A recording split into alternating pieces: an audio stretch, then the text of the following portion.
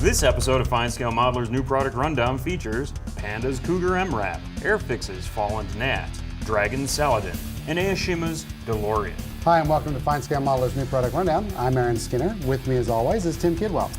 Glad to be here, Aaron. Let's kick off today's show with Panda Hobby's new 1/35th scale Cougar MRAP.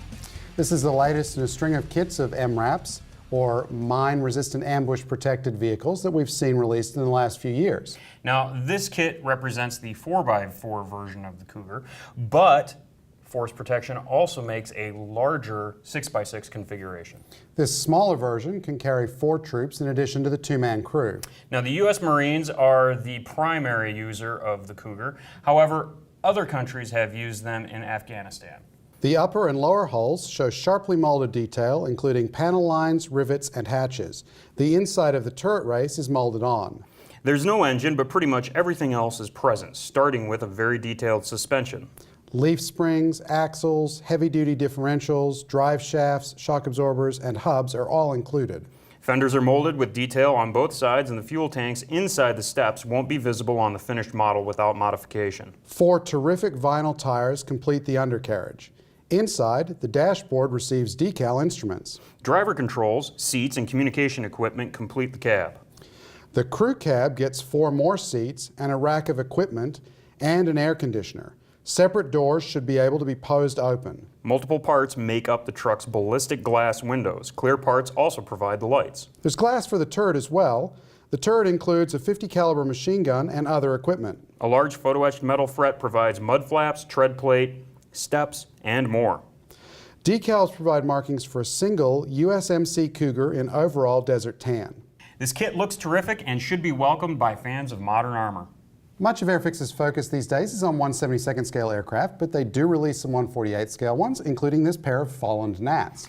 Designed as a trainer and lightweight fighter, the Gnat became the Royal Air Force's fast jet trainer from 1962 to 1978. And it was notably the initial mount of the Red Arrows aerobatic team. Now, the single-seat F1 versions were exported to Finland, but most were exported to India. It served well in combat with Pakistan, so India started to produce them under the name the Ajit. The only American use was by the Navy in the 1991 movie Hot Shots. These kits represent the British T1 and look like another outstanding release from Airfix. Engraved panel lines on the fuselage are sharp and will catch a wash perfectly. The upper wing incorporates the central section of the upper fuselage and sets the pronounced anhedral. The external parts for the intakes meet with 2-part trunks which extend to a fan deep in the fuselage. The jet pipe includes nozzle detail and a separate compressor assembly. The tandem cockpit should look the part. It includes rudder pedals, control sticks, 7-part ejection seats, and instrument panels with molded relief and decal dials. The wheel wells include structural elements, and the avionics bay in the nose can be posed open. The characteristic slipper wing tanks are provided. Optional parts are given to pose the flaps up or down and the canopy open or closed. Clear parts are also given for the wingtip and nose lights, as well as rear seat windscreen. Decals in the basic T1 provide markings for 2 brightly colored Gnats, one red and white, the other fluorescent orange and silver. The Red Arrows kit has decals for 2 variations on the team's markings. The smoke dispenser system for the tailpipe is included. If you haven't checked out Airfix's new releases, you really ought to. This looks like a natty addition to the lineup. The latest Black Label kit release from Dragon is the 1/35th scale Saladin Mk.II armored car. These 6-wheeled vehicles were built by Alvis for the British Army and entered service in the 1950s. With room for a crew of 3 and a large 76mm main gun, the Saladin proved itself in conflicts and peacekeeping roles in places as far-flung as the Middle East, Africa, and Asia. Some were reportedly still in use in 2009. Dragon's release is the first injection molded kit since Tamiya's motorized offering. The gray plastic hull parts show Dragon's usual sharp molding with crisp engraved and raised lines, bolts, and hinges. Fender edges show great scale fidelity. The only photo-etched metal is a screen for the engine intake. 6 wheels means a lot of suspension. The parts make up most of the kit. Dragon captures it all well with racks of shock absorbers and double wishbone arms. Soft Dragon styrene tires are bolstered by hard plastic interiors. Clear parts are provided for the light lenses. Separate hatches can be posed open, but there's no interior.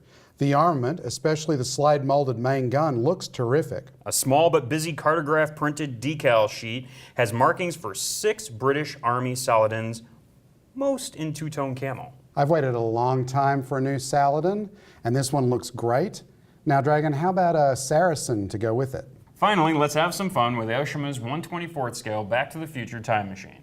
The DeLorean DMC-12 might have been little more than a footnote in automotive history if it hadn't been chosen for this highly successful movie franchise. Now it's an icon. Yeah, good. Don't you want to drive one? No, not really. Really? No, I want nothing to do with it. Anyway, this kit isn't a brand new tool, but rather a welcome reissue. Yeah, Aoshima has released kits of this vehicle several times since the late 1980s. There are at least 3 versions depicting various configurations as seen in the movies. This kit is of the original movie version, including parts for the overhead hook used in the climactic scene. The rest of the parts are beautifully molded, especially the body and pan. The suspension allows for the wheels to rotate, although that wouldn't be correct for the car built as instructed. The Mr. Fusion parts are on the sprues if you know what to look for.